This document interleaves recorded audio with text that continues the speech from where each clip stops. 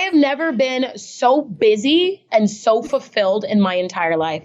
It's so funny because I think a lot of people don't really know what the life of a Peloton instructor looks like. It's so much beyond the bike or the tread or the mat. There's so much that we do, but it's with such gratitude. It's like you paint a picture for what you want your life to look like and you have a dream. I wouldn't have dreamt this. I would never have dreamt this. I didn't know that I could have set my expectation so high, if that makes sense. Every day I wake up and I'm just like, first of all, I'm like, oh my God, I live in New York. When did that happen? How did I get here? But aside from just like that piece of it being in this beautiful city, it's just like, I can't believe that I'm doing what I want to do. It's more than just your output, more than a bike. When you hear your shout out, you know it's all right. Put on your magic pants and let's go. We're cruising into the power zone. Clip in, set yourself free. Come on and take a ride with me. Know what you need to know and what's it all about. Everything you need, it's on the Clip Out. Welcome to the Clip Out, episode 144. This is Crystal O'Keefe. And this is Tom O'Keefe. I'm not currently late, but I will be later in this episode. Oh, okay. I don't even know what that means. Because our Tunde interview is this week. Yes. And I was racing back from the airport. Yes. So I could do the interview. Mm-hmm. And everything conspired against me. They forced me to check my carry-on. That's what Group 9 gets you, man. Yeah. Never again. Well, I don't have a control because the company paid for it. Well, and they next time pay for it and have them reimburse you. Yeah, they still wouldn't because it's a more expensive ticket that way. Government, man. Government. So, and then everything was working against me. And then I was like the last piece of luggage off the plane. It was bad.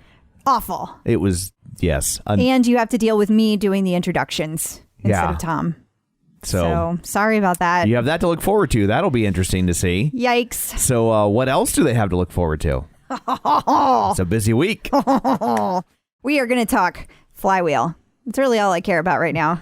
I'm a little obsessed with this whole story. There's been some other stuff going on with Peloton because when is there not stuff going on with Peloton? True. All good things, nothing bad. There's some updates that we received. There was an event we'll talk about. So we're going to talk about some things that happened with Peloton. I know none of that really made sense, but just understand that there will be financial things. There's going to be some tidbits that we've alluded to that we have confirmation of. And there's also some new commercials. There's new articles to discuss. There's another competitor in the game. Then, of course, there's all kinds of things about the instructors and new content to discuss. Awesome. Well, before we get to all that, shameless plugs, don't forget we're available on Apple Podcasts or wherever you get your podcasts. Be sure and subscribe so you never miss an episode. You can also leave us a review. We have a new review. Ooh. This is from AJS 1974. Okay. And they say, a weekly can't miss for Peloton riders. If you're looking for a way to find out about all things Peloton, this is it. Aww. Great recap of recent Peloton developments, nice discussion about Peloton in the news, and their favorite, insider news of things that Peloton is planning to roll out. If the podcast ended there, it would be a good 30 minutes and deserve a 5-star rating. But they also include interviews of Peloton riders, and I do enjoy the interviews of the instructors and staff as well. It's really impressive that Tom and Crystal take so much time out of their busy schedules to prepare a thoughtful and professional podcast each week. Bottom line, if you're a Peloton rider or wannabe rider, you must subscribe. Wow. So thank you very much. What a fantastic review. Thank you. Yes. So what else do I plug here? Oh, our website. You can go to theclipout.com, sign up for the newsletter so you get all the show notes and stuff to And the new one is almost ready. The new website is so close to ready, just a few more weeks, and I think we'll be able to roll that thing out. It's very spiffy. Yes. And I don't know, there's a donate button there if you want to throw a little money at the stuff that goes on. That's nice too.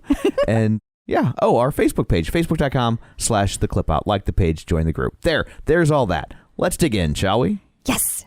It's time for news of the Peloton. So we've been watching the slow demise of Flywheel over the last 6 months to a year. Yep. And it got a lot faster this week. Yeah, it sped up. Somebody hit the fast forward button. I mean, it's related to the settlement, obviously. think that someone was Peloton's attorneys. That general counsel. They do well. Good job, guys. Yeah. So if you haven't been following along, for those of you who don't listen intently to every single episode, we will quickly catch you up. Here's the deal. Peloton sued Flywheel, a year and a half ago? Something like that. And they said, hey, you stole all of our technology. Pay up. And then Flywheel was like, no, we didn't. And then long time period passed. Suddenly out of the blue, they were like, yeah, we kind of did. Yeah. They just admitted fault. They were like, we're done. We're going to remove all the tech within 60 days. And that was last week, maybe 2 weeks ago. And now this week, there is all of a sudden a major announcement that came out of Flywheel-At-Home. And to be clear, this is Flywheel-At-Home, not the Flywheel Studios for any of you who are like, wait, what happened? Okay, so this is only for Flywheel-At-Home. And they sent out this letter and they were like, difficult decision, effective March 27th. We are discontinuing service of our home bike. Flywheel will continue to focus our original mission of providing the best in-studio cycling experience. This decision will not impact our studio operations, yada, yada, yada. Then it says, we have partnered with Peloton to provide an exclusive offer for you to enjoy their world-class at-home product. You will receive an email directly from Peloton shortly with more information on this offer. So, the last day you may be billed for Flywheel-At-Home is today, Wednesday, February 19th. No action is required to turn off automated payments as Flywheel will.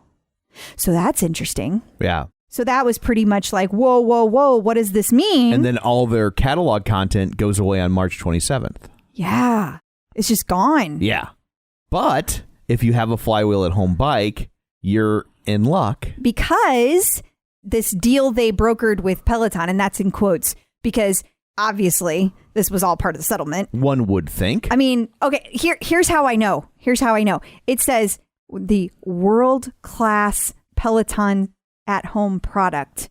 That is straight out of Peloton's mouth. Yeah. That is their wording. That is the stuff they use, which I love. I'm not knocking them, but that was definitely Peloton. Boy, I you know how much that had to hurt? sting for the PR person at Flywheel to type. Yeah. They would probably like type a couple letters and then they'd have to go and just kind of walk around the office building a couple times, get a drink of water, splash a little cold water on their face, come back. I feel like there was much haggling over this announcement. I feel like this went back and forth between them and Peloton about 1,000 times. I have no doubt. So then Peloton sends out a letter and they send it to all of the Flywheel users. And it says, we invite you to trade in your Flywheel home bike. So you give your Flywheel home bike to Peloton and they will in turn give you a refurbished to function like new Peloton bike for free.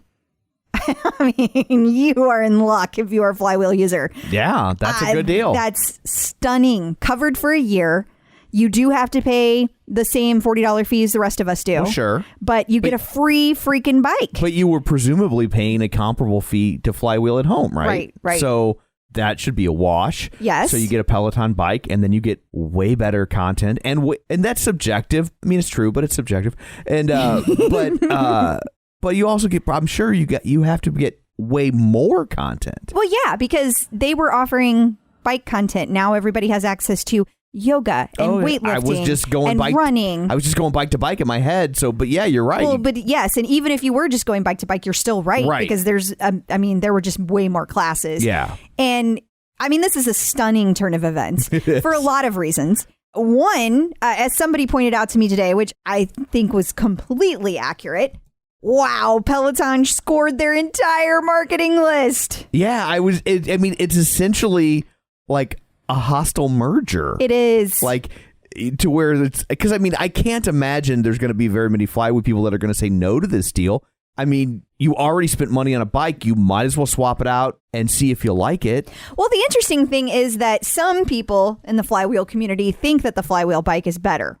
And whether you do or you don't, some of those same people are also, they feel like pissed off at Peloton. Like, Peloton's not doing enough.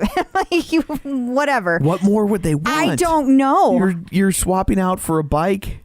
Like, got me. Like, to me, you are an entitled brat if you don't think this is a good deal. because Flywheel is no more at home anyway. And so if you want to be able to exercise in the comfort of your own home, Peloton is a fantastic and the first best option. And, normally the concern about these connected fitness products in general has always been, well, what happens if they go out? If they go tits up, right? Right. And so here's a situation where it did, and you basically get grandfathered, and you get to trade in your RC Cola for a nice, refreshing glass of Coca-Cola. Well, some people don't want to believe that Peloton is the Coke. And I get that in so much that if you selected a Flywheel-At-Home, you almost purposefully didn't select a Peloton. Yeah. You had to go out of your way. So totally. So for whatever reason, you have a relationship with the Flywheel gym and you preferred, or Flywheel studio and you preferred that, or you're just a contrarian that likes to be different and, you're going to wear your Keds when everybody else is wearing Skechers. I mean, those people are out there and that's fine. But so I do understand why you might have some resistance because, like I said, Peloton was already the market leader when Flywheel launched. That's part of the problem, right? And so if someone bought one, they were deliberately shunning Peloton. Well, it'll be interesting to see what happens when these people show up in our community because I suspect they're going to be dicks. Now, and just to be clear, I don't mean every single person who has a Flywheel. That's not what I'm saying. I'm saying the people who are mad about this development and they're mad at Peloton in particular. Yeah. First of all, that anger should be directed at Flywheel. They're the ones that screwed up, not Peloton. They stole things. And they admitted it. Yeah. So that's how that works. There's a consequence for that. I mean, not always, but hey, I'm real excited there is for this one. Right. But the people who are really angry, I wonder how that's going to work with them integrating. Totally. Because we're so pro Peloton over on our pages. Well, my guess is though that if they're mad at Peloton, they probably won't interact at all. Right. Okay. Well, good. They can stay off the pages. They'll get on their new bike and they'll do their stuff and they'll either come around and realize, oh, this is as good or better because it's better of a product and be like, okay, no harm, no foul, or they'll just kind of peter out. But I just can't imagine you're going to have very many of them by the time they do all their transfers that are like, I'm going to go find a Facebook page and yell at people who do love this bike. I don't know. They'll be interesting. And for those of you who say, oh, Peloton has been collecting all these bikes, this is what they've been saving them up over. No, Peloton has had a refurbishing program since day one. They have always offered refurbished bikes to their employees. I don't know what the discounted price is, but it's been a thing. So they did not start doing that for this. They were not counting on that happening, to be clear. Now, I am hearing rumors from my own Peloton Profit B. Oh, Profit B. Right. And they're saying that Peloton's going to launch a new comeback program for people that don't quite succeed at their comeback, and they're going to get one of these old Flywheel bikes.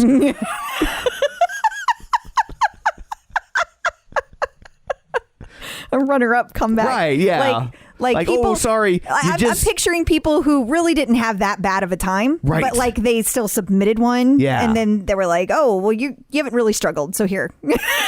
Oh, I'm going to learn to play the guitar this year. And then instead you learn to play the ukulele. Yeah. Yeah. You get a Flywheel bike. Right? Congrats. But it is interesting. What are they going to do with all the Flywheel bikes? Are they just going to put them out back of the new Peloton headquarters and burn them? And everybody's going to dance around it and chant and cheer?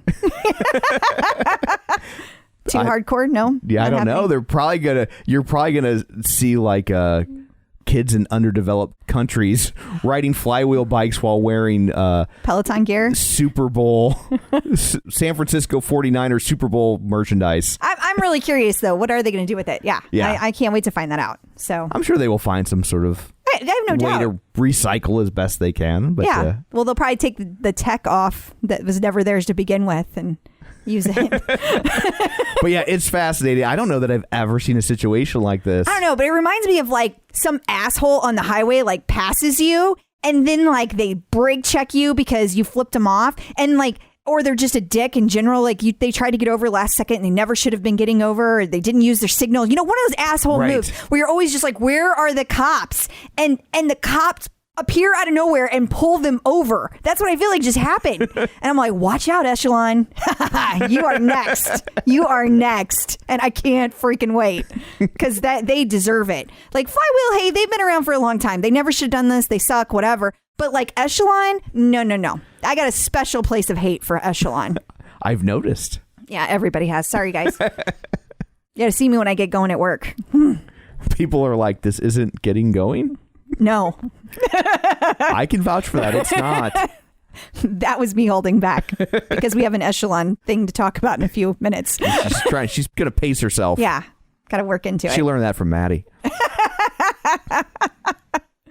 So there was a Goldman Sachs technology conference. Yes. Last Tuesday. That is correct. And John Mills listened in. He did. And I wanted to repeat this because I tried to listen to it and it was a little boring. And I mean, I love Peloton and I love Jill Woodworth, but this whole thing had like a really dry. somber, yeah. Like it was dry. But thank goodness that John did because he had some really great things that he pulled out of it. 4 things that he learned that he felt were important. Here we go. First one, we knew Peloton was coming out with a lower cost treadmill later this year, but Miss Woodworth confirmed it will be the same or similar cost of the bike, and it will not use slats. It will have a belt. Interesting. Yes. So that's where the savings are, I guess. That's where the savings are, but it's where the innovation isn't. So that's interesting. Yeah. I mean, we already have treadmills with slats. I mean, I assume it's still going to have the knobs and right. the monitor. Well, sure. For those of you who couldn't see me gesticulating, but I don't know. That'll be interesting to see. Like, will they? I mean, because you can already get a tread. But the other belt treads don't have Peloton baked in. No, they don't. So you can't get your metrics. You can't get all that. That's absolutely true. And there probably are a lot of people that like $4,000 is a pretty high.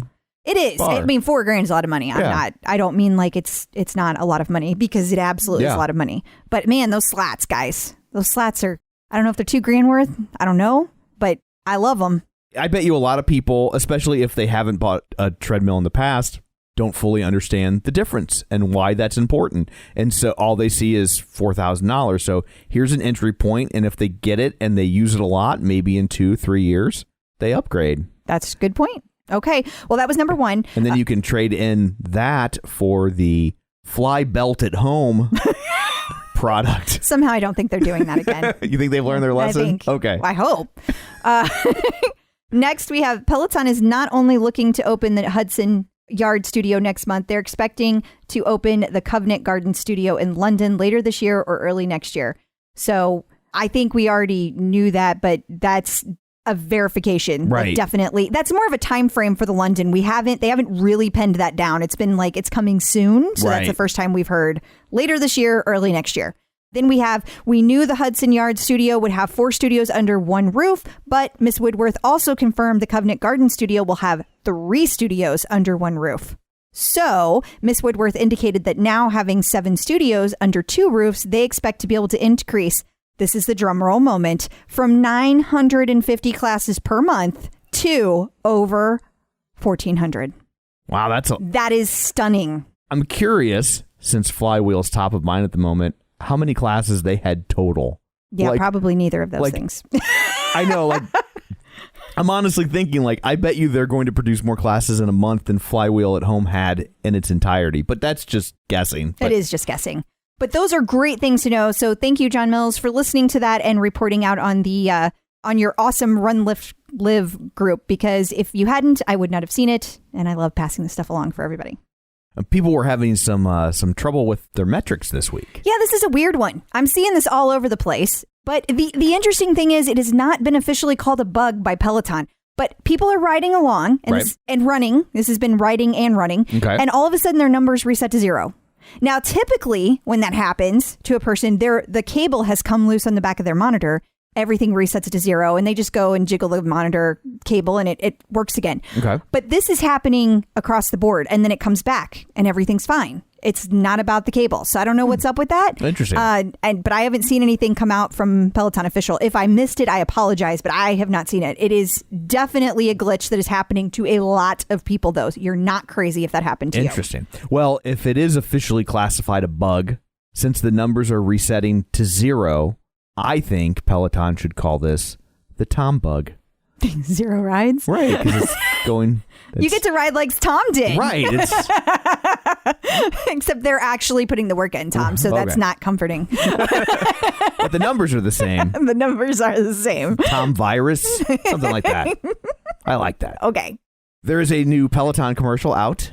Yes. Okay. Have you seen this one? I don't think so. Oh my God. They nailed it. I love it so much. Okay. So it's this guy riding. Right. And his wife buys him a Peloton. No. Oh. So he's riding and like he's riding with different instructors and I think it was actually just Robin, but it was like all of Robin-isms, you know, like you didn't wake up today to be mediocre. That's one of hers. Right. And so joke's on her, I did. So he's like doing this, he's riding and he's like, yeah, he's getting all into it every time Robin says something. And his daughter's watching. And so they kind of do these little quick snippets. So it's like one ride and the daughter's in the background. She's like rolling her eyes and then he does it again. And she asks a question. He answers it. So it's like 4 rides in and he's like then getting ready for work. And he's like, oh, another meeting. And so the daughter walks in. She goes, Dad, you did not wake up today to be mediocre. Loved it. Freaking loved it. He's like, I'll remember this when you're doing your homework. Well, it just fades to black. It was just perfect. It was just perfect. Like, it was like, you know, the kids are watching because the kids do watch. I mean, totally. Our kids don't because they could care less. No. But a lot of kids do. Right. And they're learning something from that. They're like, hey, my mom and dad are exercising. They're taking care of them. They're, you know, something to look up to. Again, not in our house, but it does happen in other people's houses. Yes. And it's cool. It's Kids very won't cool. listen, but they will mimic. They do. They do. Again, not in our house. No. Except for my cussing. Maybe they're just mimicking you. Yeah. Maybe you're just better at it. Oh, that could be. Yeah.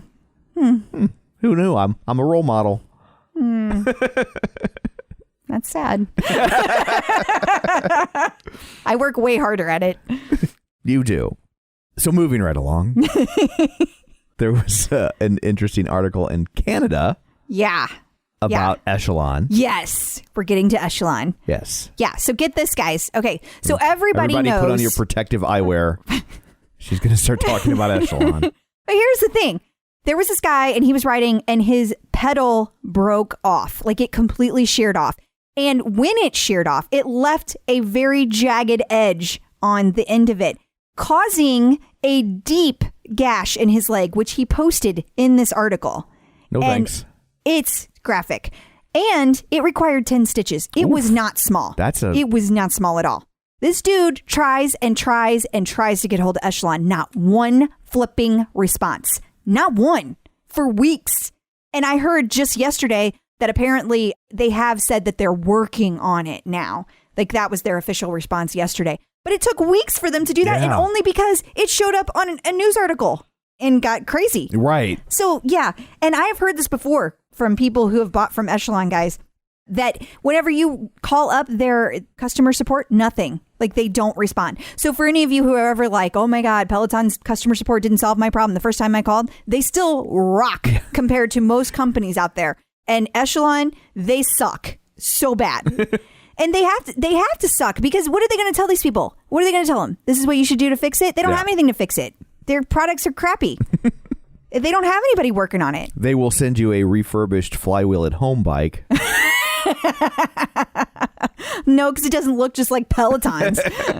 It's a different color. They're going to put a sticker on it or something. They'll spray paint it. So while we're talking about this article, I noticed something very interesting about this article that I would like to share with you. All right. So it's interesting in a clickbaity way in that the URL of this article says Echelon workout bike Peloton injury cut.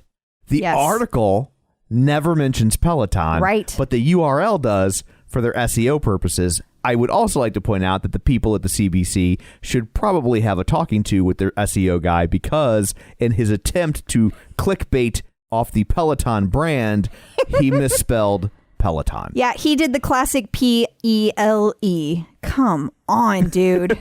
Especially if you're looking for clickbait. Like, right, this is for SEO. Like, you double check the spelling. Spell the thing you want to hijack properly. It's like, only polite. It's 101, guys. And effective.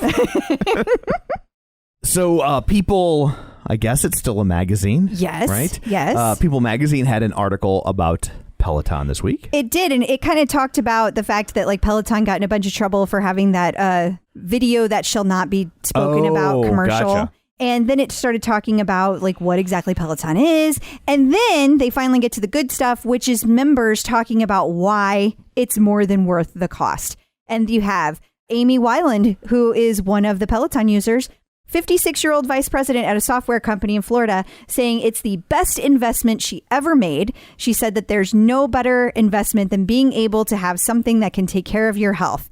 And Weiland has multiple sclerosis, so she knows the importance of health. And then it talks about her stay. It talks about what Peloton has done for her and all the different groups. And then there are other people that are highlighted as well. And so if you have not gotten a chance to read it, you absolutely should. It will be featured, of course, in our weekly newsletter. So you'll be able to see it there. And you can sign up for that newsletter at theclipout.com. Barry's Boot Camp has added rides. I don't know what that means. That means they now have rides. They're not just boot camp. Oh, I see. Another competitor. Here we go. You knock one away, another one pops up. Yeah. Like I mean, I think Hydra. we're just going to keep seeing this. Yeah.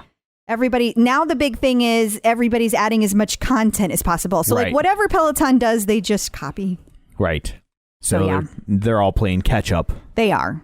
But, there are a lot of people that really like Barry's Boot Camp. So I could see them getting some traction with this. I don't know much about it other than that. It doesn't really interest me because I think it's kind of, I don't know, because Peloton has their own boot camps. Sure. They just never interest me. And we live in St. Louis, so there's just never been there's nothing around here like that. So, well, at this point, they're probably worried about their customers looking over at all the Peloton absolutely. content. Well, Rebecca Kennedy is from Barry's Boot Camp. Gotcha. They got her from that, and she's a master instructor, so they should be worried. Yeah, they absolutely should be.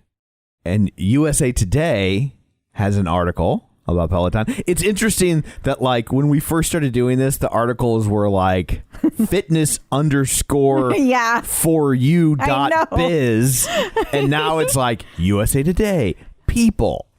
Well, and I will say this article is about Robin Arzon, Right. who we've talked about before. She has a, what do you call it? One of those companies that help her get gigs. Oh, like a PR company kind of a thing. Yeah. Yeah. And also keep in mind that she's already working for Roar, and the picture that's featured in here is for Roar. And so I think that kind of because of those things, Robin gets kind of featured in higher level things than other instructors who maybe don't have that level of PR company behind them.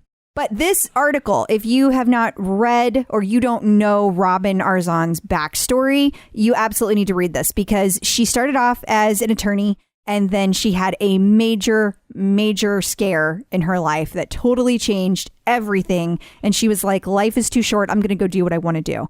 And running got her through the trauma that she experienced. And it completely transformed her life and the way that she thinks about it and made her who she is today. So you guys, if you have not read it, you need to. Again, that will be available in our newsletter that comes out every week, mostly. Almost every week. You've been on a good streak. I have. Yeah. And finally, there's a new meditation program starting. Yeah, I'm super excited about this. It is a 14-day program called The Power of Sleep. And it talks about it's going to give people a chance to try out all the different methods of meditation that help you sleep. And in theory, it's going to help you fall asleep easier and rest deeper. And it's going to help with shifting the patterns of your sleep so that it will improve not only your sleep, but your overall wellness. So you're going to learn to use your breath to release tension. You're going to use the scan your body from head to toe relaxation approach and visualization to shift your focus and clear your mind. So this is on the Peloton app. But when I say the Peloton app, I mean it's only available on iOS. So for Android users, you have to go to the classes and filter under relax and sleep. So the people who have iOS, everything is neatly in a program. You click on programs and it goes in order. For the rest of us, we have to go to relax and sleep, and then it's just there. Gotcha. And you got to figure out which one you should do first because it's all posted on the same day. So it sucks. So Peloton, come on with the Android. Seriously. It's been a while now. Over a year. Not that I'm counting, but really. But the program itself looks amazing, and I'm super stoked to try it because I have time periods where I cannot sleep, and I get real crabby, like way crabbier than usual. So I need to sleep. I never noticed. I'm sure you didn't, Tom. That's nice of you to say. Checking in with the Peloton community. So Tom is on his way from the airport, so I'm going to do the intro. Joining us on Skype-a-phone is the very lovely Tunde Oyeneyin. Hi. Hi. You nailed it. You nailed that first name and that intro. Shoo. I'm really excited because all of our listeners, they've kind of crowdsourced all these questions for us. So as we go through, I'm going to let you know who asked the question as well as the question itself. Oh, awesome. I love that. Okay, I'm ready. All right. First question we have is, can you tell us about your weight loss journey and your mind shift? And that was submitted by Rosalind Amson. Great question, Rosalind. That's a thick one to start with. It's such a long story. I mean, I'll say that I hit, like, I think everyone, when they're going through the process of losing weight, it's almost called like the bottom of the shelf. So I say that to say, like, if you're losing weight to lose weight for somebody else, it's a different process than when you're losing weight because you want to lose the weight for yourself. It's almost like you've almost hit this bottom shelf where you're like, okay, I can't continue living this way because whether it's your health, the confidence, the way you feel about yourself, the way that you look, whatever it is, like you hit this shelf. And so for me, when I hit the bottom of my shelf, I'll never forget. I was in my aunt's wedding. I was a bridesmaid. Don't ask why I was a bridesmaid in my aunt's wedding. Like, in retrospect, I have actually no idea why she asked me to be her bridesmaid. But I was a bridesmaid in her wedding, and I was actually the youngest person in the wedding. I cannot even remember. I know I was in high school. I think it was like the first years of high school or middle school. I went to the bridal shop, and the bridal shop did not carry the bridesmaid dress in my size. And at the time, I believe I was like a size 16, 18, which, for the record, they should have had the dress in a 16, 18. It's actually ridiculous that they didn't, but the maker just didn't make a dress at that size. And so my aunt says that she will purchase a different dress for me that's in the same color. It was a blue dress we were wearing. The dress that they did make in my size was actually a much more beautiful gown. It was a much more expensive gown. She said that she would buy it. I said no. My mom's like kicking me, like she's saying she's going to buy this pretty dress, take the dress.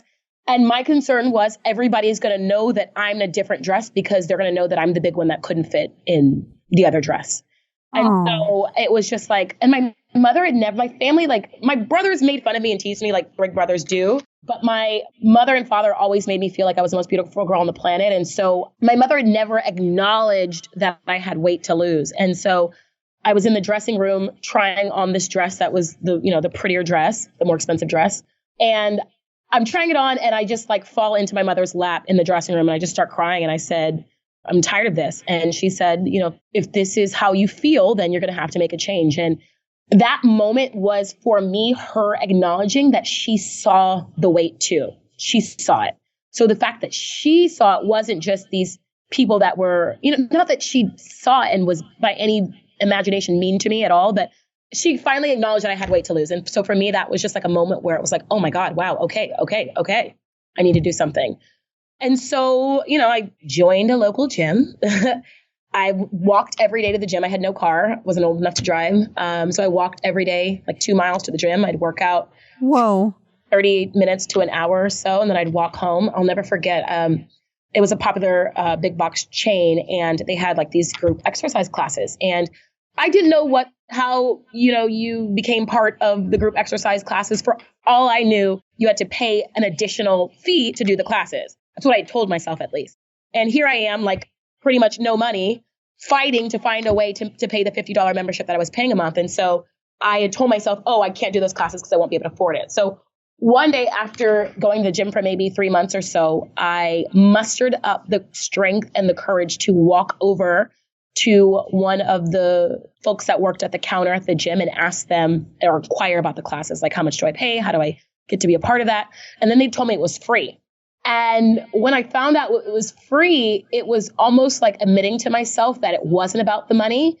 It was more so about me being nervous to go inside those classes and exercise in front of other people, because I felt like it would be, number one, acknowledging that I had weight to lose. And then number two, I just felt like I would just look ridiculous not knowing what was going on. So it was just all like slow and steady build. I used equipment that I felt very safe with. And then I would, find out about another piece of equipment and then feel very safe with that. And then finally, I'd say like a year, it took a year for me to walk into one of the group classes. And I'm just super happy that I did. It's where I found that I had such a passion and a love for working out in a facilitated way, like being instructed. And then so, years had passed. By this time, I'd probably lost, in total, I lost about 70 pounds. I'd probably lost around, I'd say 40 pounds when like the mindset shift came in. And I say that because what it took to lose the 40 pounds, it took obviously hard work and discipline. But when I would fall in and out, when my weight would fluctuate, I would find myself in a more negative place than I was when I started. Like when I was heavier, the world thought that I was big. I was living my life and enjoying myself, right? I had shame based on how people made me feel about my weight, but I was okay. As I started to lose weight and become, quote unquote, more accepted by people, when I started to put weight on, it was almost like I felt like I was coming in and out of the club, in and out of the cool club, if that makes sense. Makes total sense. Yeah. Absolutely. And so I would then also, my confidence would shift. I would feel good about myself, then I wouldn't feel good about myself. Then the way I felt about myself was contingent on what the scale said or didn't say. And then one day there was a shift for me. It just became less about a number. I mean, to be very transparent with you, I can't even remember the last time I weighed myself. That alone was a process for me because it was something that I was so dependent on for so long, because every time I stepped on the scale and it said what I wanted to say, it was approval or the complete opposite. Right. So for me, pushing that away and just focusing more on a feeling like, okay, I'm going to work out because when I work out, I feel stronger. And when I feel stronger, I feel more confident. And when I feel more confident, that drives me and motivates me to get up and to want to do this again. So for me, it became, first, let me rewind and say there's nothing wrong with wanting to lose weight. There's nothing wrong with it. But in the beginning, for me, it was only about losing weight, which worked. It got the weight off. What's allowed me to then go the extra mile and lose the additional weight and also maintain it, which I think is the most challenging part, is maintaining it. You can lose the weight, but finding a way to maintain it is when the real work starts. For me, the ability to maintain it is just to focus on the feeling, focus on what I'm gaining out of the process rather than what I'm losing. A lot of times in my classes, I talk about this weight loss process for me has been so much more about all the things that I've gained versus just like looking at the things I've lost. When you lose weight and then you hit a number or you hit the way that you want to look or the way you want your clothes to look, and then the process is over. Versus when you look at what you gain, you can continue to gain confidence. You can continue to gain strength. You can continue to gain friendships by seeing people on the leaderboard, going with people on hikes, maintaining relationships within, your romantic relationships. There's so much more that you have to gain in the process versus just focusing on the one thing that it is to lose or that what you want to lose. Wow. I have a follow-up question to that. I have always been a person that has struggled with weight loss myself. And I find that the closer I get to my goal, the more I tend to not push as hard. Like, I want to look strong. I want to look a certain way, but I also want to eat all the food. And so it's hard to keep my mind on it the closer I get to my goal. Did you ever struggle with that? Yeah, I mean, absolutely. You start feeling real good and then you want to celebrate. You're like, I feel great. Let's have a margarita. Yeah. Tom's here, by the way. Hi, I'm here. Hi. I feel great. And I'm like, let's go for Tex-Mex. Like it's a real thing. I was watching a show once and the talk show host said something really great. She was like, why is it that when great life things happen, we want to celebrate with food? Like something great happened, go for a hike. Something great happened, girl, pull up that digital app and log into a strength class with your friends and celebrate. Now I say that, but then there's, life is moderation too. You can't always, to live a completely clean life is like, for me personally, it's like, okay, I'm living a clean life, but then what is that? Right. Like being able to enjoy and to just, to have a good time from time to time. But yes, I think what you're saying, yes, 100% true. I usually try to plan that out though. So again, the closer I get to if I have something specific coming up, maybe it's a photo shoot or something where I'm being a little bit more disciplined than normal, I might hit that, whatever my target was for the shoot. And then the next day I'm like, great, let's have pizza and let's celebrate, or let's have burgers. Burgers are my favorite food, by the way. That's my favorite food. Let's have a burger and some beers and celebrate. But then for me, it's like, okay, we did that. And then we nip it in the butt and then we get back on it tomorrow. So yeah, for example, a cheat day, I try to say, okay, it's a cheat meal. I will have as many things as I can shove into my mouth within this meal. And then we get it back together after that. And then, it goes and it comes and it goes and it comes and it goes and it comes. But going back to that, not holding on to a number. So if I'm saying, okay, I feel really great about myself and I'm going to cheat. If you cheat and you fluctuate and your goal is not necessarily to be surrounded with this number, your goal is to feel good, it should be easier than to get back on target because you know what you need to do to feel good. It's hard to say, okay, this is how many pounds I want to lose within X amount of days. But if you say, I want to feel good, you know exactly what it takes to feel good. Maybe drink less, maybe monitor this, maybe monitor that. You'll get to feeling good a lot faster than you will a number. So if you can focus on feeling good, the number, that other stuff, it just comes. It's part of the process. It can't not come. I love that. That's smart. I like excess and moderation. Yes. Excess and moderation. Yes. That's fabulous. Okay. Well, thank you. And then the next question was from everyone. How do we get your arms? My 10-minute arms toning up on demand. Check it out. My intervals and arms right. You know, the funny thing about that is, Crystal, is that so I started with Peloton a few months before I actually launched. And since I started with Peloton, I was just joking with a girlfriend the other day. I don't remember the last time I picked up a 3-pound, anything heavier than a 3-pound weight. I do so much weekly within all of my classes, whether it's an intervals and arms ride or a hip hop ride or a 10-minute arms toning. I'm constantly doing something within my rides that I don't like to go and to lift anything else later. I don't really focus on my arms too much outside of what I put up on demand. So it's really and truly, it is all there. It's there. Okay. It's okay. I mean, well, I do, aside from that, I'd say I focus on body weight.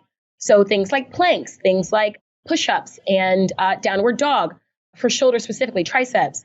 Aside from that, it's just like, otherwise I just wouldn't be able to lift the weight in my class. It's so funny. A lot of the members are like, how do you not put the weight down during class? I specifically, strategically program my arm sections to hit fatigue. You shouldn't be able to finish it. You shouldn't be able to not either drop your hands or your weights. The reason I'm not dropping my weight is because I'm on camera and people are watching me and there's adrenaline. You better believe, like, I'll do my arm toning sections, the 10-minute arm toning. I'll do it just to see how it felt as a member. And I'm just like, oh my God, this girl is crazy.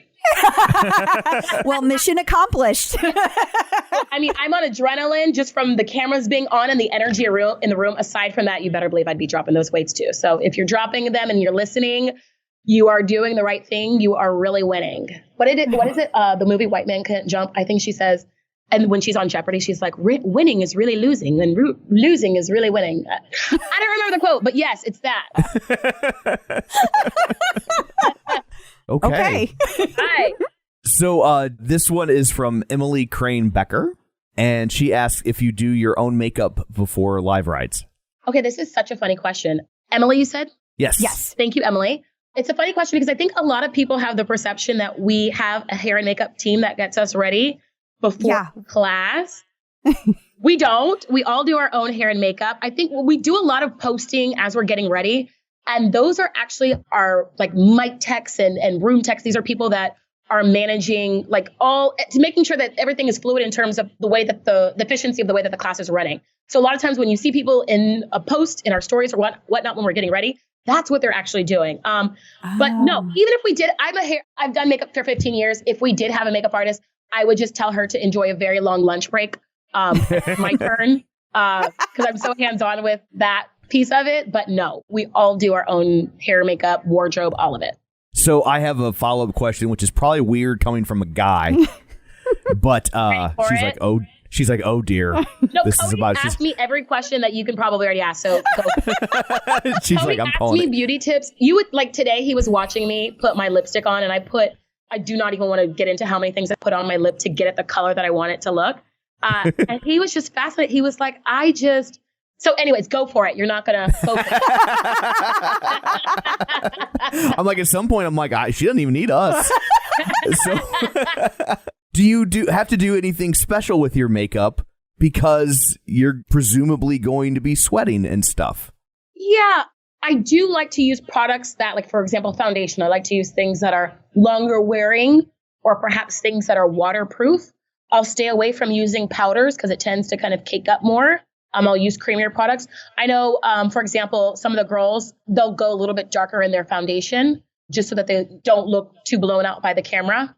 It's more so, I would say, less about the fact that it's going to sweat off because it's going to sweat off. Yeah. More so about choosing the right colors that look good under that bright of light for the amount of time that's going to stay on. We have a running joke, like I start class with brows and blush, and by the time the class is over, the only thing that's on my lips still is my lip gloss and my lipstick. So that's dangerous though, because that's how people can tell if you're phoning it in. I mean, it's so funny that you say that. I just shot a 5-minute cool down and 5-minute warm up ride today, and so Cody looks at me. He's like, Tunde, it was a cool down. I'm like, I know, but I'm just like drenched in sweat. So it's just like, I don't know if I sweat easy or, what that part is, but I typically tend to really beef up that resistance because I want to be able to, I like to feel what people are feeling and then a little bit more just so that I don't go too crazy with some of the stuff that I program. So Alex Nelson wanted to know, what type of workouts do you like to do on your own? Okay, this is not a shameless plug for Peloton. It really is not. But like I said earlier, I love instruction when I'm working out. Obviously, I'm a fitness instructor, but I also love to be instructed. There's something about having to stay present. If I go to the gym on my own will, a lot of times I like, I'll do this for a little bit. And then I get bored with that. And then I do this for a little bit. And then I just kind of start floating around the gym. And there you go, 45 minutes to an hour passed. Great, going home. I showed up today. So with that being said, not a shameless plug for Peloton, but I actually really do log into the Peloton digital app and take classes with my buddies and my colleagues and things like that. I'll pop into, a Pilates class here or there, but for the most part, I do like strength and resistance training when I'm not on the bike, which I think is honestly a really, really great balance in terms of bone health and strength. So awesome. Okay. And then Alex also had a follow-up question of just how has your life changed since you've joined Peloton? Oh my God. Do you want to we can spend the rest of the interview with that question? You know what? I have never been so busy and so fulfilled in my entire life. It's so funny because I think a lot of people don't really know what the life of a Peloton instructor looks like. It's so much beyond the bike or the tread or the mat. There's so much that we do, but it's with such gratitude. It's like you paint a picture for what you want your life to look like and you have a dream. I wouldn't have dreamt this. I would never have dreamt this. I didn't know that I could have set my expectation so high, if that makes sense. Every day I wake up and I'm just like, first of all, I'm like, oh my God, I live in New York. When did that happen? How did I get here? But aside from just like that piece of it being in this beautiful city, it's just like, I can't believe that I'm doing what I want to do. Like, this is what I said I wanted to do, not by any imagination on this level, like this life changing, but I get to do what I want to do. I get to connect with people. I get to inspire people. I get to come into people's homes, like not in a crazy, creepy way, but I get to be in people's homes with them and teach. Like, I always end each class by saying it's my honor and my pleasure to get to sweat with you. It's my honor and my pleasure to serve you on this bike. And I believe a life that is lived in purpose is a life that is led in service. And there's literally no better way that I could think of to be of service than doing this on this platform. So, yeah. Wow. Yeah. I always think that the existence of Peloton and what it's become, when you decided to become a fitness instructor, this wasn't an option, right? It's like kids in the 60s that started a band. Like, you didn't know that you could become the Beatles until there was a Beatles, right? And like, that's kind of what's happening. Yeah. You created the Beatles. Yeah. You're the Beatles of fitness. I like that. The Beatles of fitness. I'm going to put that on a shirt.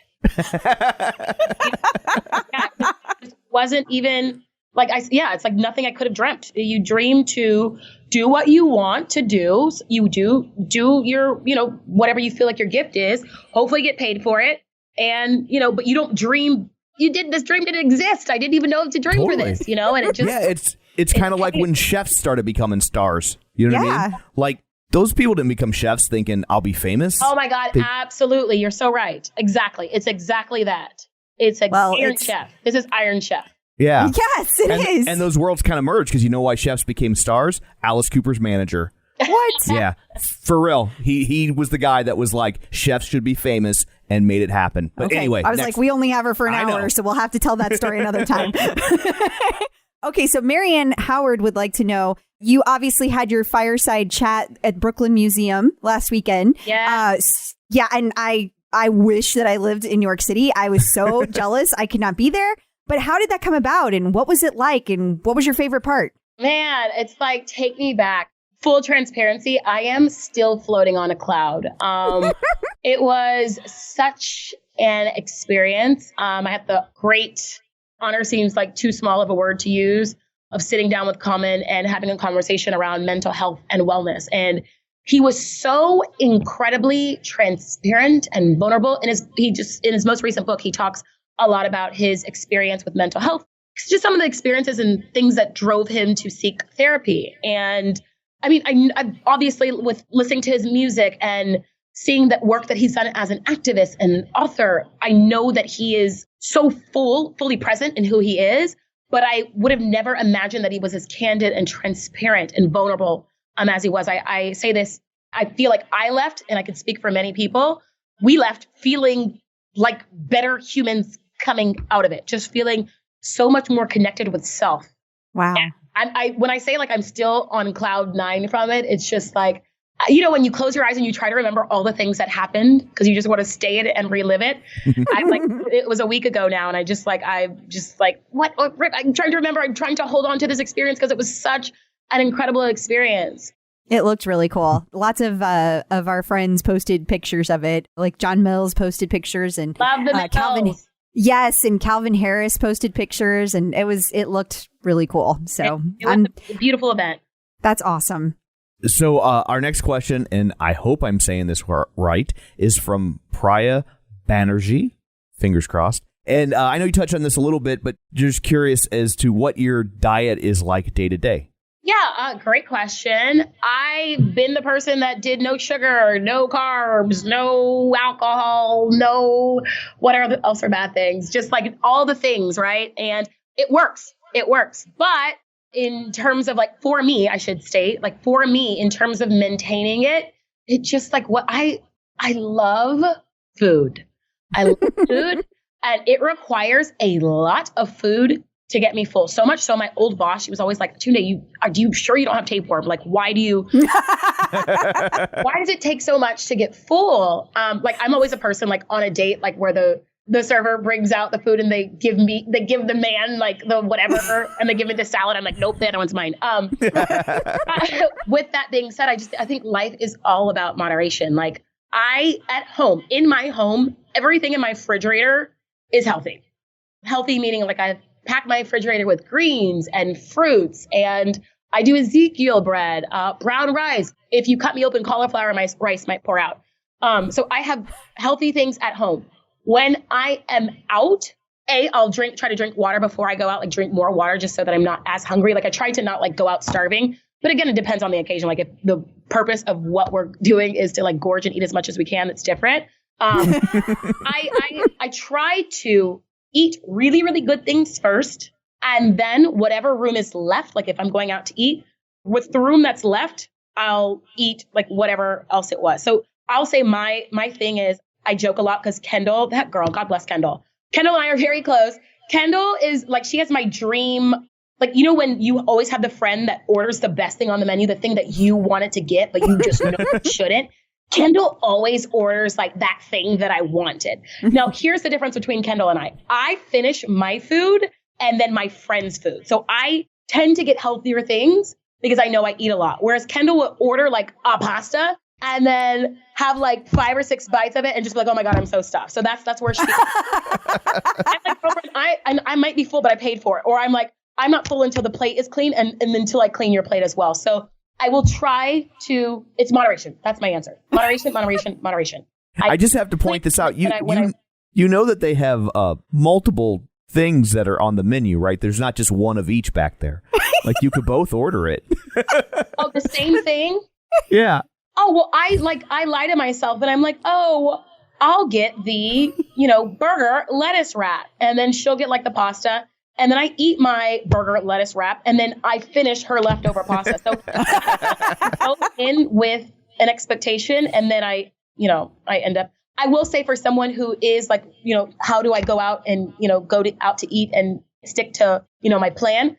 what did help me in the process of, when I was looking to cut back, I would look at the menu before I got to the restaurant, and it helped tremendously. So I think once you get to the restaurant and you're hungry, like they always say, don't go shopping, don't go to the grocery store when you're hungry, because you'll come out with all the things you didn't plan to get. I used to look at the menu a lot before I got to the restaurant. That way, whatever I was going to get was set, didn't open it. I was going to stick to that plan. And then, that helped a lot.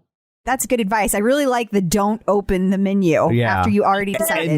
And you kind of glossed over it, but I thought it was really good advice about when you said that you fill up on good stuff and then you kind of top off on junk instead of the other way around. Exactly. Yeah, I'm like, so what do you do with the bread basket? That's the real question. Are you a bread junkie? Because I'm a bread junkie. The bread basket doesn't do it for me. It's the people when they walk around with that dessert tray and then the dessert tray. That is the kryptonite. The bread thing, fine. I take it or leave it. I think that's my problem. They both do me in. I love it. And then on the way home, she's like, let's stop for ice cream. You're speaking my language. She's like, I already tanked the day.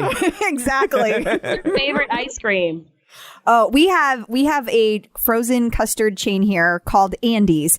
And they have a couple of concretes that I love, one of which is called Triple Chocolate. And it has chocolate ice cream and hot fudge and brownie chunks in it. It is amazing. Okay, well, if you come for homecoming, you and I, the three of us, we are going out for ice cream. Okay. We will be there. You're my favorite instructor ever, because the other ones are always like, Tom, you need to exercise. And you're like, let's go get ice cream. Let's go. I mean, yes, you need to exercise, but like I said, homecoming is a special thing. Let's go and have some ice cream.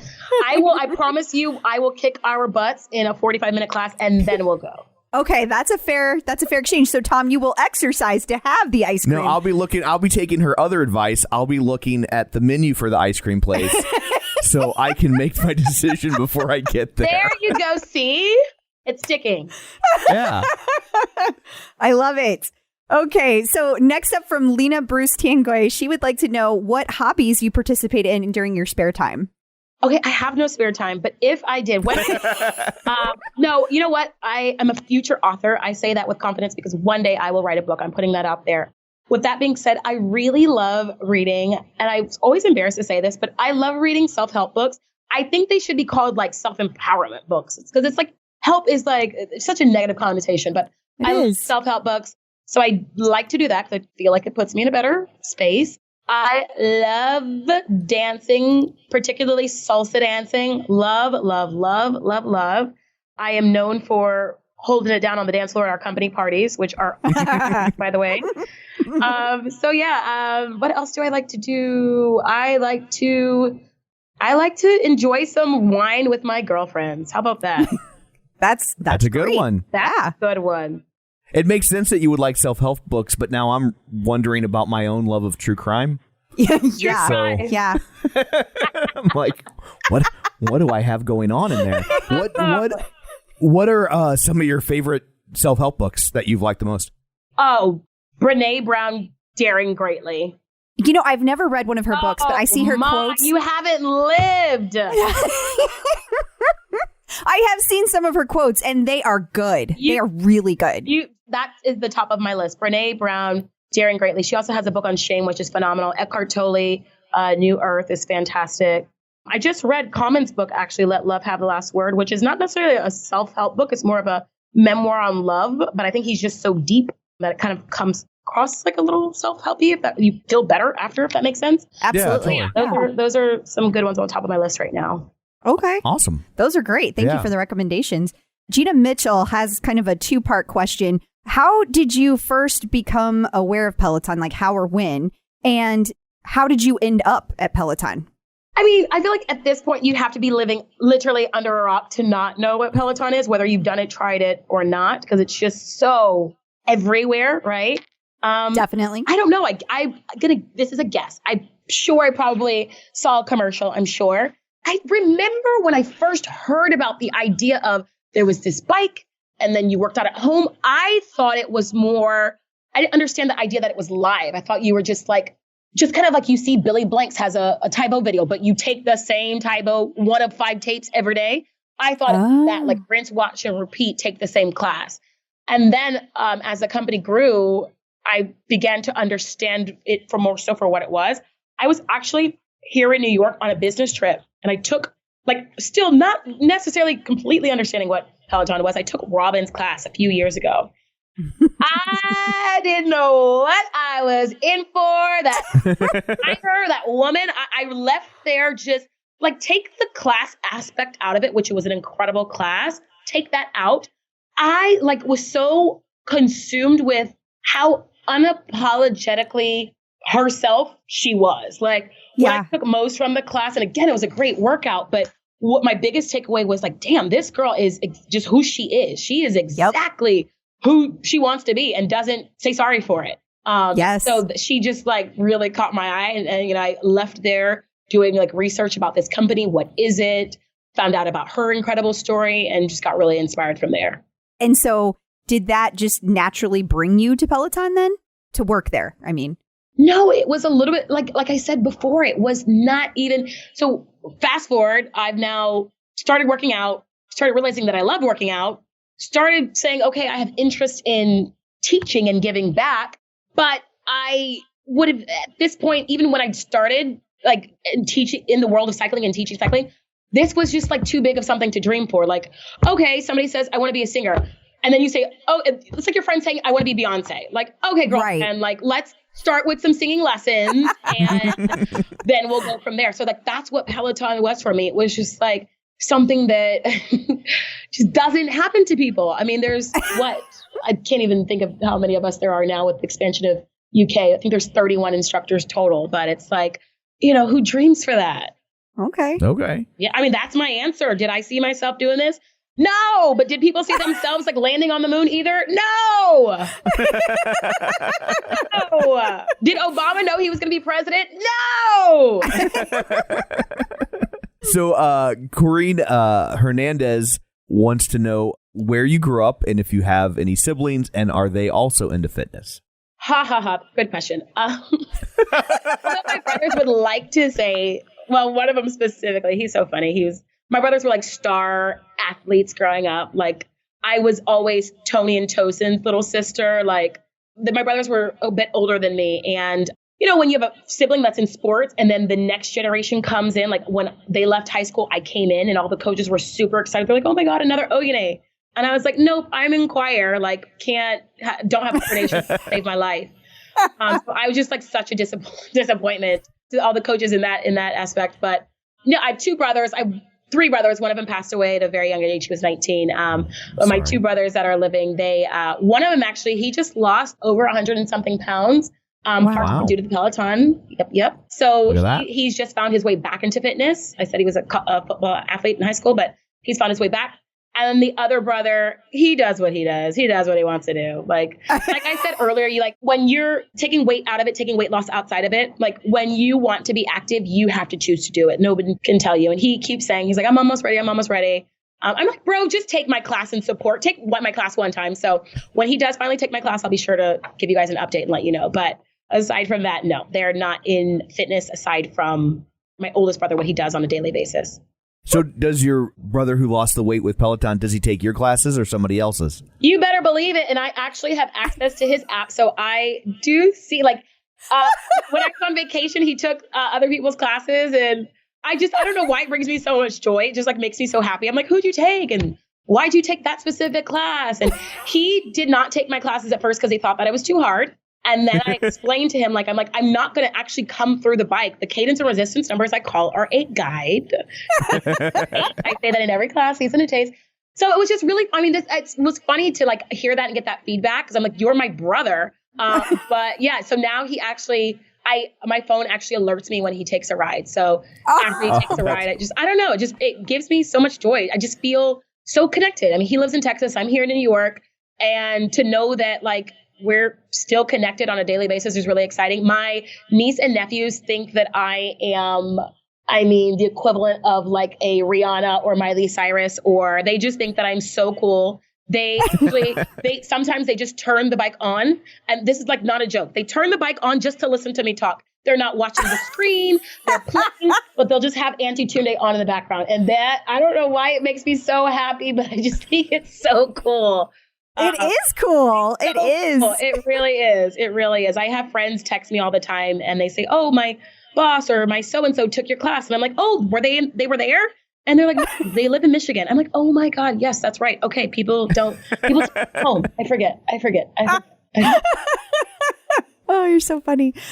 Diane Garrison Juan would like to know who or what inspires you. My mother. My mother is no longer with us, but every single thing that I do every day, I do in her honor. Everything I do for that woman, my mom. Oh. Well, that's sweet. Yes, it is. Thank you. Brian Albright would like to know where you picked up your love of music and especially just all the different types of music you're into. So funny you say that. Like, I feel like the Peloton world is still trying to figure me out a bit musically because I have such an eclectic taste for music. So I was born in Texas. So Texas is a lot of like Southern hip hop. Then you've got the country aspect of it, which I actually played my first country song last week. I played Dixie Chicks. I don't play a lot of country. I'll listen to country just like hanging out, like at a bar or something. But in my classes, I don't tend to play very much country. But I just think there's like from Southern to Eastern to West, like there's just like a difference within like the pop world, the hip hop world. I was exposed to classic rock a lot in Texas. And then you've got West Coast, which exposed me to like more EDM sounds and things like that. And then, you know, the East Coast is the East Coast. It's so all encompassing. I like sound. I like drums. I like music that emotes feeling and emotion. And so whether that is pop or rock or EDM or hip hop, like take the label away. I'm more concerned about the way that it makes me feel. And when I'm programming my classes, I think it probably stems from my experience as a makeup artist, being so detailed, having such an eye for like the small fine print, that when I create my classes, I look, rather than just looking for a genre, unless it's like a specific, you know, this is a, 90s pop ride, right?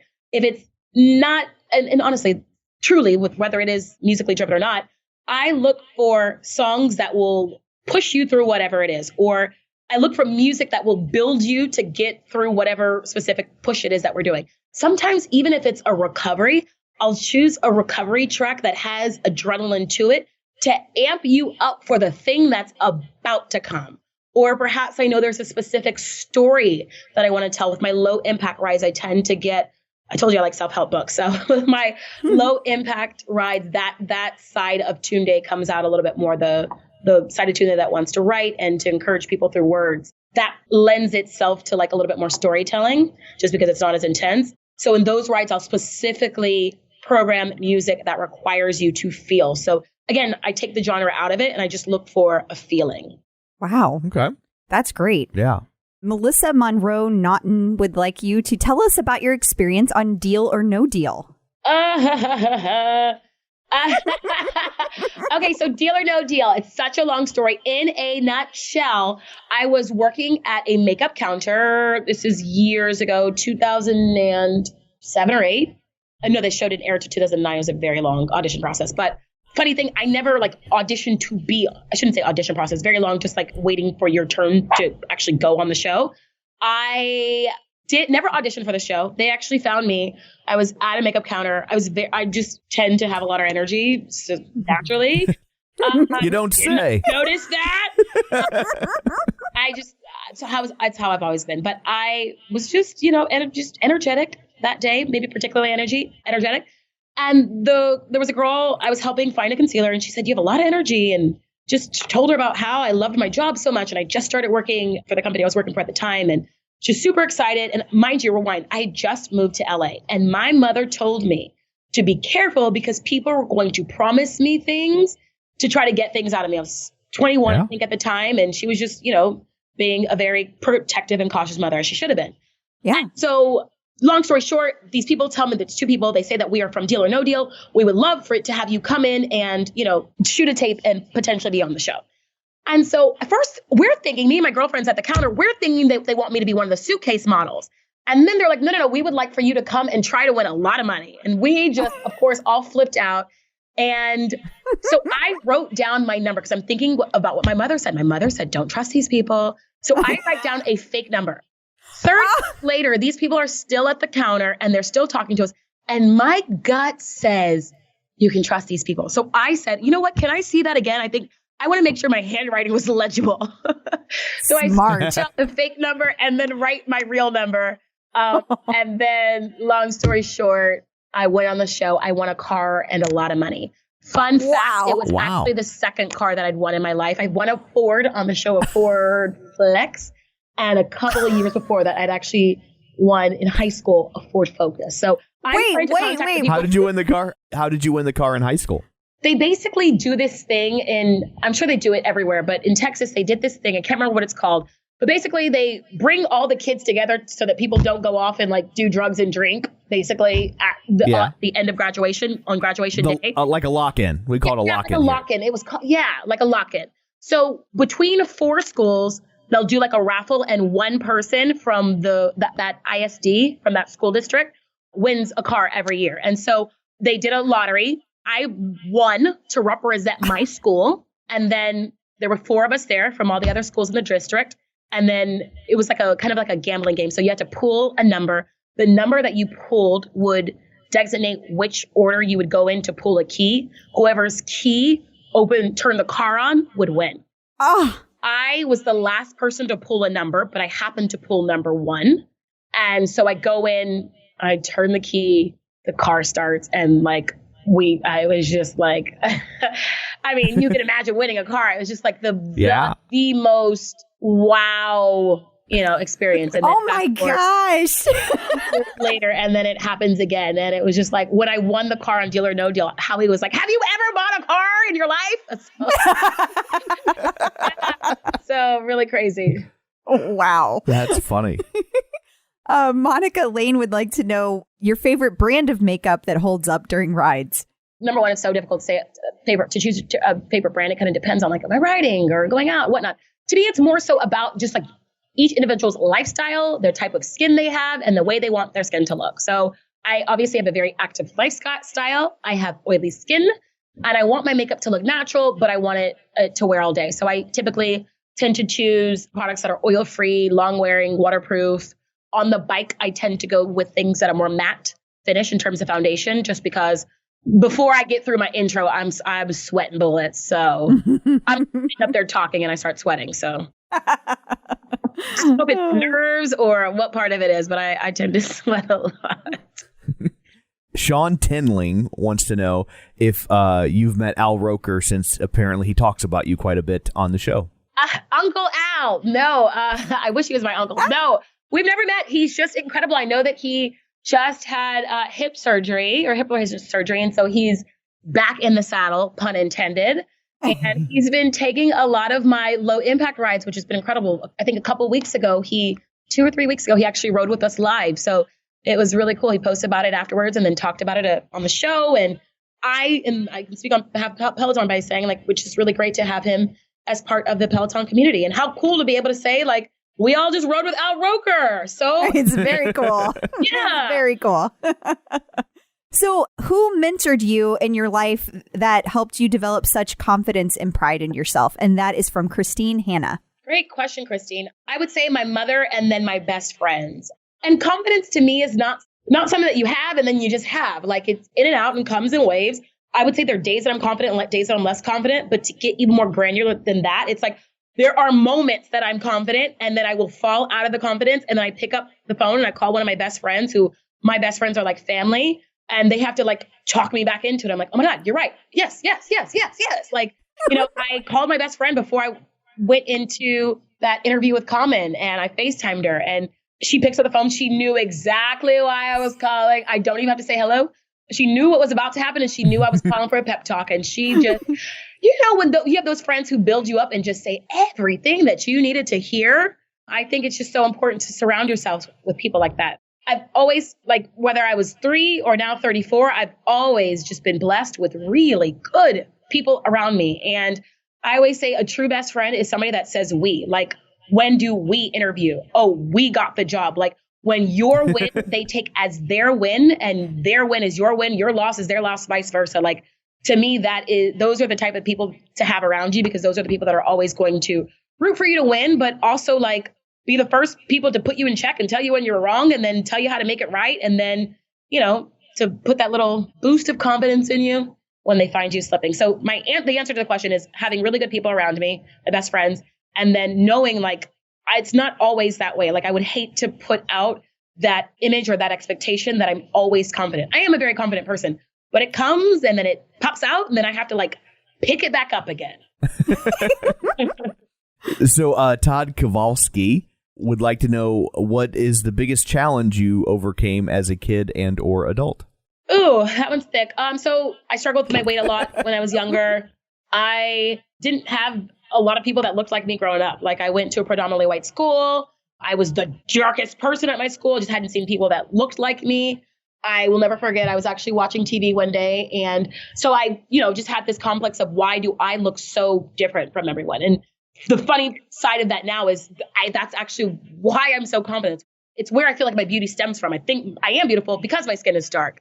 Versus when I was younger, I didn't think I was beautiful because my skin was dark. I actually watched Naomi Campbell in an interview, and it was my first time seeing her on TV. I think she was like on 2020 with Diane Sawyer or something. I don't know. It's like the 90s.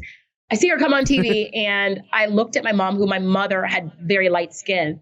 My father was very dark. That's why I would say I landed somewhere in the middle, but still much closer to my dad's side. But saw Naomi Campbell come on the screen, and I looked at my mom and I said, wow, she's beautiful. And my mom said, yeah, she is beautiful. And I said, well, do you think if she's beautiful, it's possible that I could be beautiful too? And I remember that moment because I remember seeing the look in my mom's eyes. I think it was the first time she realized like, wow, this is really a complex for this girl. So she like really made it a point. Like if somebody complimented me and said that I was beautiful, she would she ingrained in me, they think you're beautiful because your skin is dark. Like this person, when they're complimenting your skin shines because you are so dark. And so, yeah, that was a really big thing that I went through. And, and when I see young people struggling with things that are similar, whether it's red hair or having freckles or being pale or also being dark, it's like, I just wish I could like get inside of their heads and just say like, this is why you are you. This is what makes you so unique. I think when you're younger, all you want to do is fit in, and the things that separate you are the things that you try to, hide from. And then as you become older, those are the things that you embrace because they do make you who you are. So I love that. Yeah.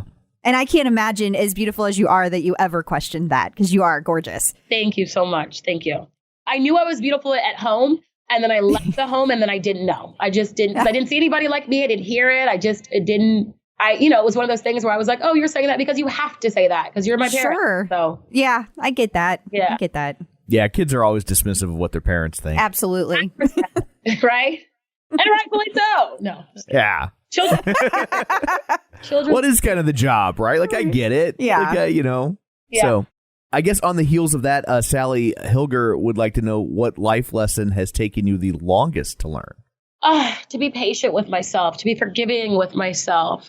I've always held myself at such a high expectation in everything, like whatever it is that I was doing, like whether it was like competing in a choir, like a music contest, like whatever. I've always had a high expectation for what I wanted to do, and being patient with myself, being forgiving with myself, like I would be patient with a friend, like I would forgive a friend, has took me time to kind of to settle into it. I feel like I'm finally getting to a place where I'm like more comfortable in that, like more lenient in that.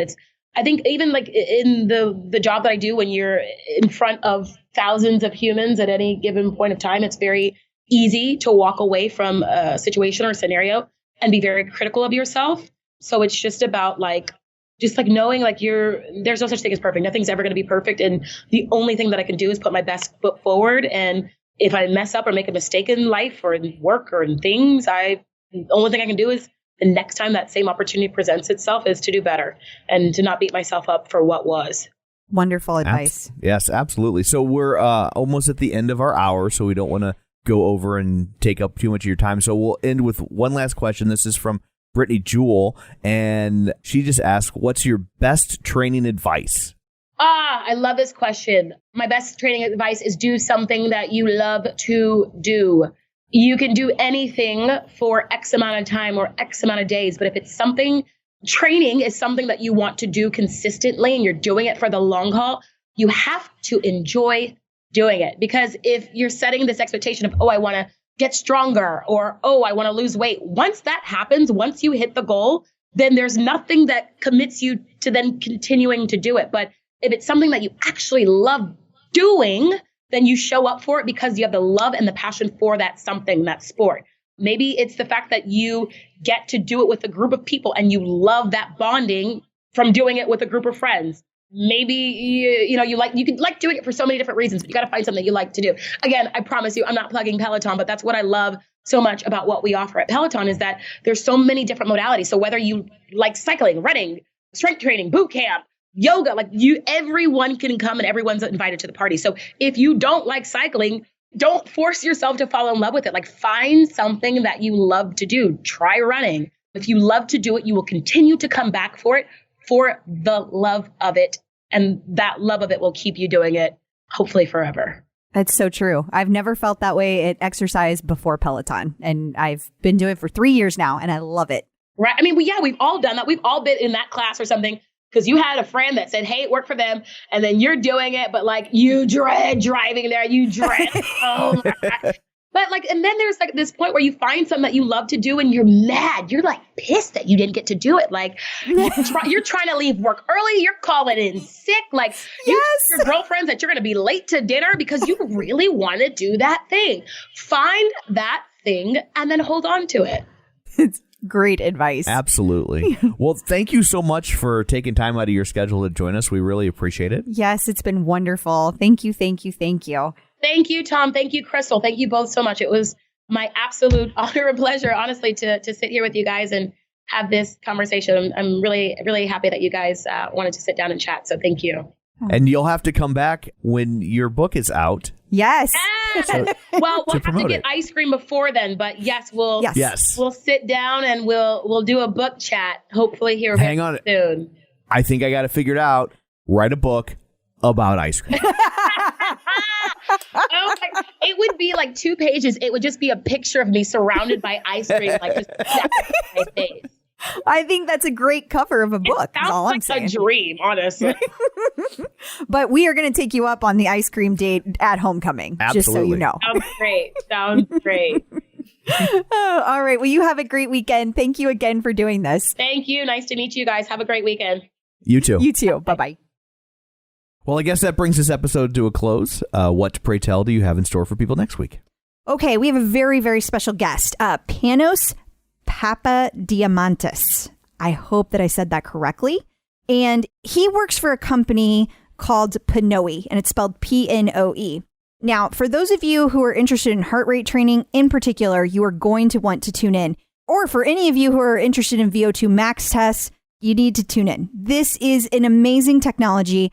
I don't usually like bringing in people who have nothing to do with Peloton. This is probably the only exception that I would make. This person does not ride a Peloton. However, you're going to want to listen because what he does can change the way you calculate your exercise and your caloric intake to get the results you want. If training is your goal, if increasing output is your goal, along with reducing the fat that you have, reducing your weight in a healthy manner, this is something you're going to want to hear. It's very, very cool. So taking the entire VO2 max capability, that test, and completely minimizing it to the point that a home user can do it is very exciting stuff. I'm really pumped to tell you guys about it. Interesting. So that's what people have to look forward to. Until then, where can they find you? People can find me at facebook.com/Crystal D. O'Keefe. They can also find me on Instagram, Twitter, on the bike, and of course the tread at Clip Out Crystal. And you can find me on Twitter at Roger Kubert or on Facebook at facebook.com/Tom O'Keefe. You can find the show online at facebook.com/The Clip Out. While you're there, like the page, join the group. You can get all of the articles and videos and things we talked about in this episode delivered directly to your email box by signing up for the newsletter at theclipout.com. And of course, be sure and subscribe wherever you get your podcasts so you never miss an episode. So that's it for this one. Thanks for tuning in. And until next time, keep pedaling and running. Clip in.